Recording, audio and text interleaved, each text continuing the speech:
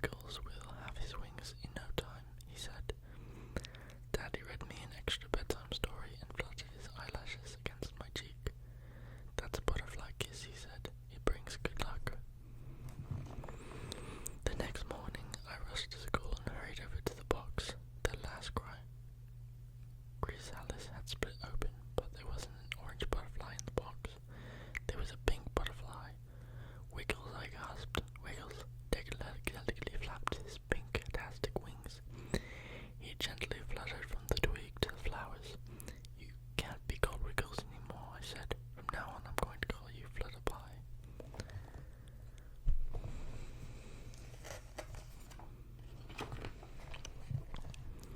When the bell rang for recess, Miss Penny carefully picked up the box and we went outside. Pinkalicious would you like to do honors? She asked. I came forward and gently lifted the lid. Flutterby gracefully flew out the box. He swooped around me, then flitted on my head before he soared upward, re-stretching his new wings. Flutterby, my butterfly, I called out to my friend. He dipped his antenna to say goodbye before sailing off into the blue sky. Pinkalicious and Aqua the mini mermaid.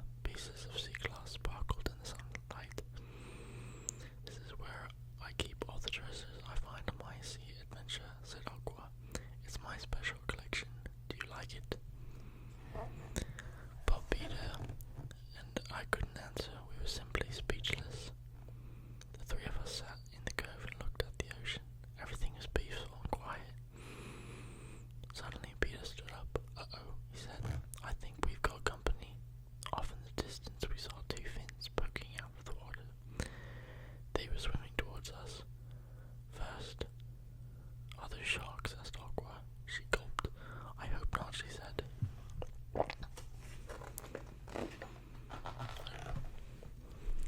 The fins got closer and closer. I was scared. What are we going to do? Said Peter.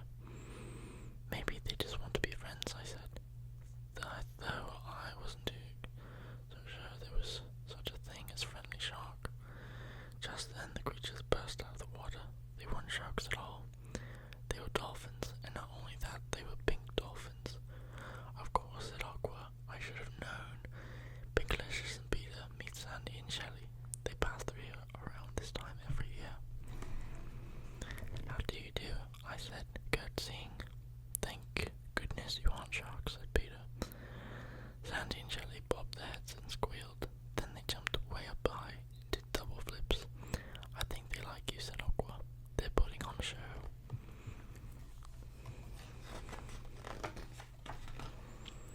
Sandy and Shelley leaped and twisted and twirled and splashed. When they were done, they nudged us with their noses. They want you to join them, said Aqua. Peter looked at me. I looked at Peter. A swim with the dolphins. How would we resist? How could we resist? As the sun began to set, we knew it was time to go home. Sandy and Shelley gave the three of us a ride back to the aquarium. Goodbye, we called from the beach as the fins disappeared back into the ocean. We waved goodbye to Aqua and thanked her for showing us all her favourite sports. The beach is full of magic, I said, and you're the most marvellous part. Yes, said Peter, that's for sure.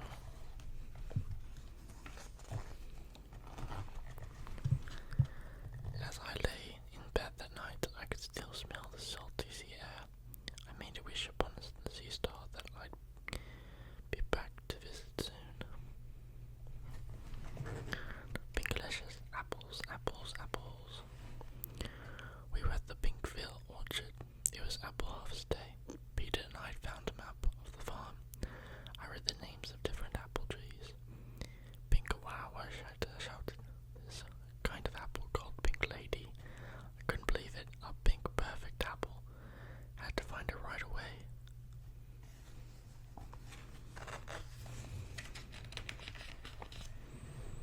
Peter and I searched through rows and rows of trees. We had found red apples, green apples, giant apples, and tiny apples, but no pink ladies. Keep looking, Peter, I said. They've got to be here somewhere. Oh, Pinkalicious, Peter called from behind me. Look what I found. I turned around, saw my brother with his arms full of round, rosy apples. Pink ladies for a pink lady, he said. Peter, I giggled as we put the apples in our wagon. Peter and I giggled. Let's get some more, I said. We ran back and forth until we filled up the wagon. More, asked Peter. More, I answered. By the time Mommy and Daddy found us, our apple pile was in a apple pyramid of beautiful pink ladies. Oh dear, Mommy said. What are we going to do with all of this fruit? Said Daddy. Peter and I looked at each other. We hadn't thought of that.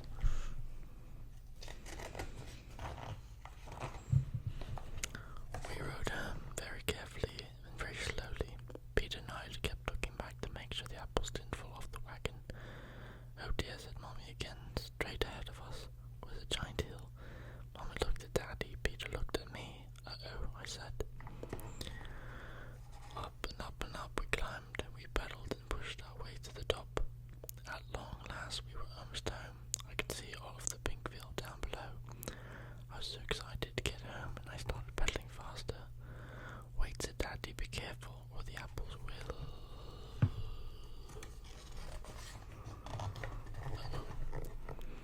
Daddy didn't get to finish his sentence. He was interrupted by the sound of rolling apples. The pink ladies fell out of the wagon and went flying down the hill. We tried to catch them, but they were rolling much too fast. In just a few seconds, the streets of Pinkville were covered with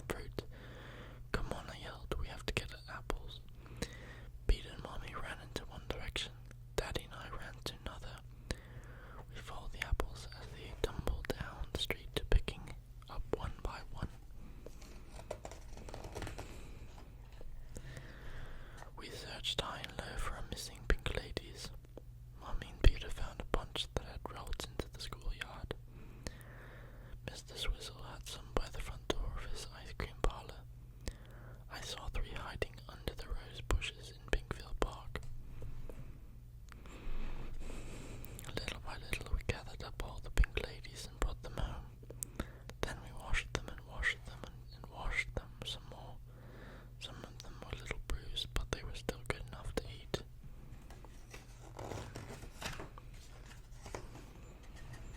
So we ate them. All week we had apples with every meal. Apple cake and apple crumble, applesauce and apple cider. Sliced apples, diced apples, dried apples, fried apples, even apple ice cream. By Friday we'd eaten nothing but apples, but we still had many left. It felt like we were never going to finish.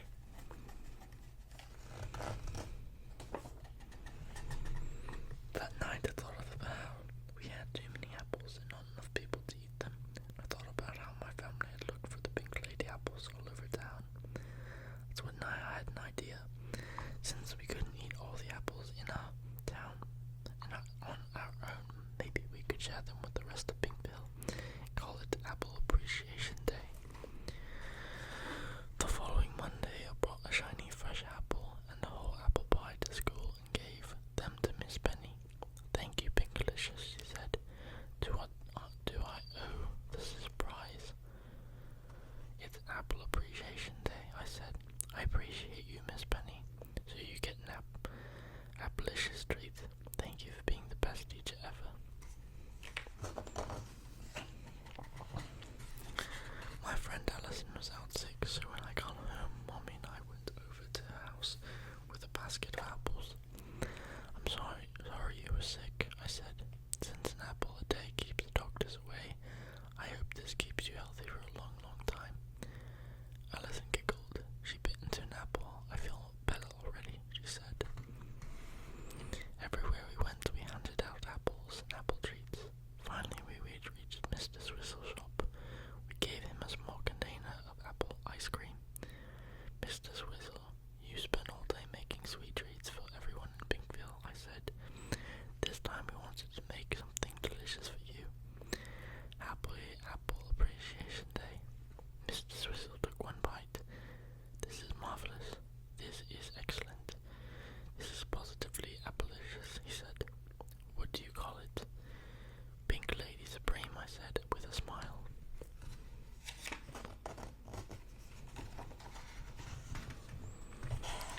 By that evening we had given away almost all of our apples. We had only one left. "Looks like Apple Appreciation Day was a huge success," said Mommy and Daddy, giving me a big hug. Then Mommy took the last apple out of the basket. "This is one for you, Pinkalicious," she said as she cut it in half and twisted it open. Inside there was a star. "A pink lady with a star inside," said Daddy. "That sounds like someone I know." "Thanks for being so generous with the apples and for thinking of other people," said Mommy and Daddy. "You are our star." Alrighty. That looks like it's it for this book. I hope you liked it. Have a good day, good night, and I'll see you in the next one. Goodbye. Hello, welcome back, welcome to the channel. So tonight we are going to be reading Step Into Reading 6 Early Readers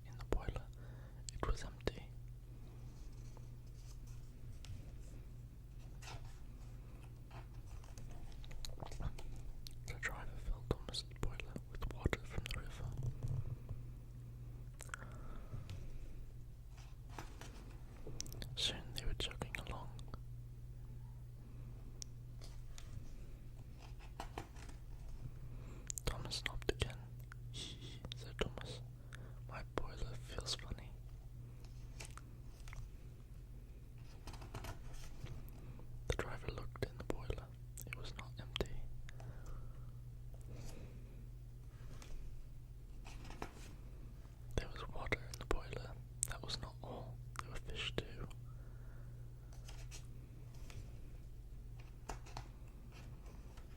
Thomas had an idea. He beeped loudly. The children came to see Thomas.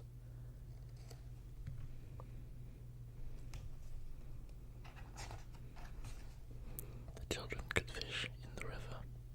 The driver could fish in Thomas.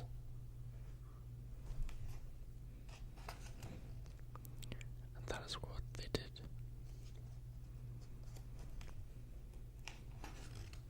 Beep beep. The close shave. Thomas and Duck are friends. They are not friends with troublesome trucks. They like to juggle bills. They like to zip down hills. One day, Duck was zipping down a hill. Hello, Thomas. Duck heard a warning whistle. Beep, beep.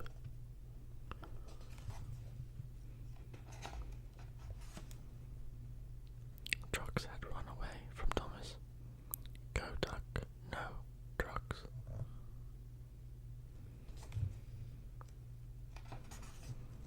The trucks bumped Duck. Mad Duck. Glad trucks.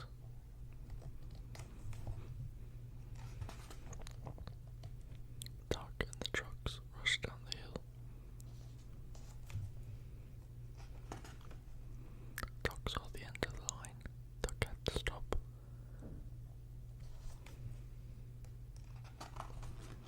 Duck crashed into the barber shop. Sad Duck, bad trucks. The barber was cross. Soapy Duck, dopey trucks.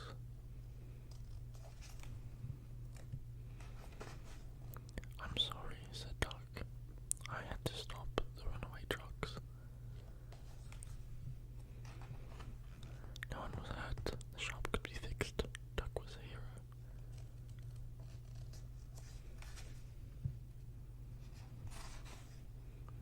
Duck got cleaned up.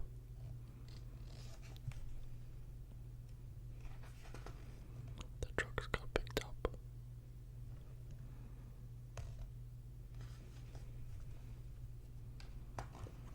Duck had a close shave.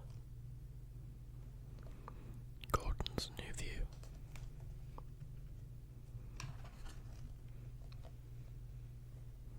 Gordon was big, Gordon was tall, Gordon liked his view from the yard. Gordon liked his view from the stations too. He could see people. People could see him. Gordon, you must go to the new station, said Sir Topham-Hatt. Gordon rushed to the new station. He stopped inside.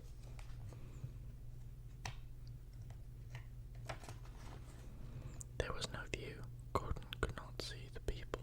They could not see him. The next day Gordon was busy. He boarded the express.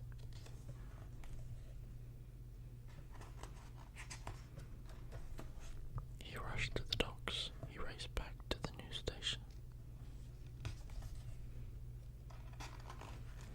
He was in a hurry, but his brakes were stuck.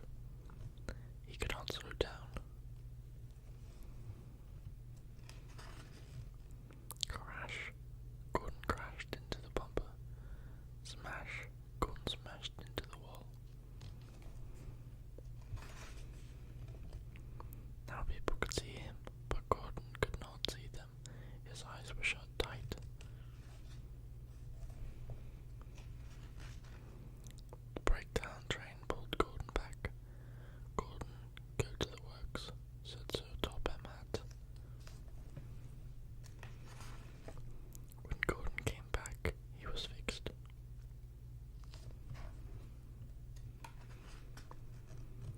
The wall was fixed too. It had a new window.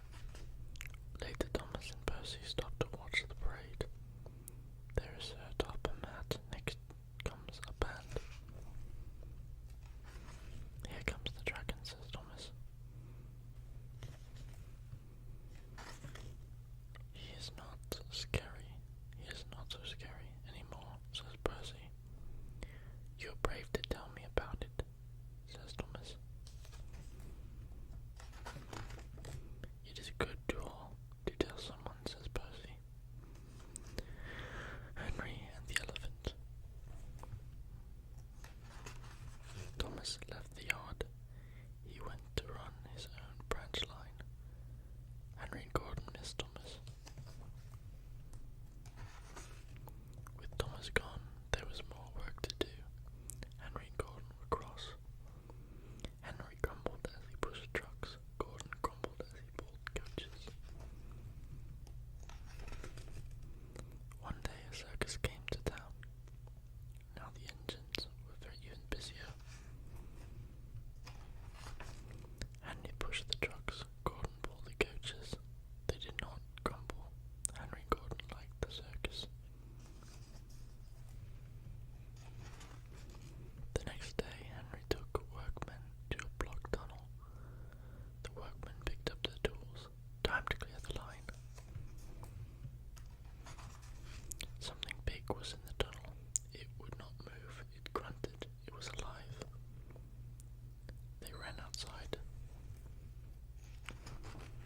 The foreman had a plan. Henry could push trucks into the tunnel. Whoosh, said Henry. Henry didn't like the tunnels. He was scared. Henry pushed the trucks. They went into the dark tunnel. Bump. Henry pushed hard. The big scary thing pushed back. Henry pushed harder. The big scary thing pushed hardest. Henry inched backwards.